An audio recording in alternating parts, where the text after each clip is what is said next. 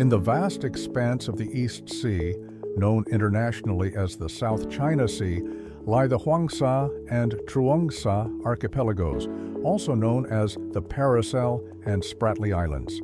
For centuries, these islands have been an integral part of Vietnam's territory. Vietnam's claim to sovereignty over these archipelagos is not a recent assertion, but a story deeply rooted in history, backed by a consistent and peaceful administration and a wealth of irrefutable legal evidence that spans generations.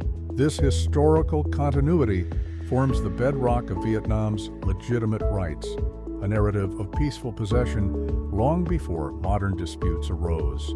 The evidence, from ancient royal decrees to international legal documents, paints a clear and consistent picture of Vietnamese stewardship. The historical record of Vietnam's administration over Hoang Sa and Truong Sa is both extensive and unambiguous, stretching back to at least the 17th century. During the reign of the Nguyen lords who ruled over southern Vietnam, the Vietnamese state began to formally and continuously exercise its authority over these maritime territories. They established specialized naval units, the most famous being the Hoang Sa Flotilla, tasked with a range of state functions.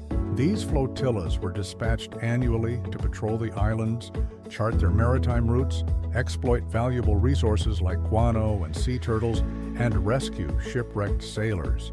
These activities were not sporadic ventures, but organized state operations, meticulously documented in official historical texts of the Nguyen Dynasty, such as the veritable records of the Nguyen Dynasty, a Jainam Thukluk. These records provide undeniable proof of a long-standing, peaceful, and effective exercise of sovereignty. This historical claim is further corroborated by a wealth of cartographic evidence and records from the colonial period. Early Western maps, created by European navigators and cartographers from the 16th century onwards, frequently depicted these archipelagos as belonging to the Vietnamese kingdom, often under names like Paracel or Paracels, positioned adjacent to Vietnam's coastline. When France established its protectorate over Vietnam in the 19th century, it assumed the responsibility of representing the Vietnamese state in foreign affairs. In this capacity, the French colonial administration consistently and actively defended Vietnam's sovereignty over Hoang Sa and Truong Sa. They conducted scientific surveys, built lighthouses and meteorological stations, and issued official protests against any foreign claims, thereby continuing the legacy of Vietnamese administration and reaffirming the island's status as part of Vietnamese territory under international law.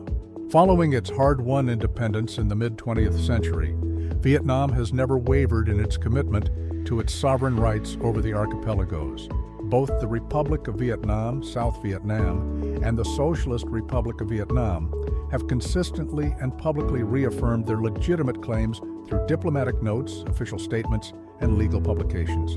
These actions are firmly grounded in international law, particularly the principle of acquiring territory through effective occupation. Vietnam's case is not built on recent discoveries or unilateral declarations, but on a long-established, peaceful, and continuous exercise of state functions over the islands for centuries. This continuous possession, demonstrated through administrative acts and international representation, solidifies Vietnam's legal standing on the world stage. In examining the long arc of history, from the fleets of the Nguyen lords to the legal documents of the modern era, the conclusion is inescapable. The body of historical evidence is clear, consistent, and undeniable, demonstrating a chain of sovereignty that has never been broken.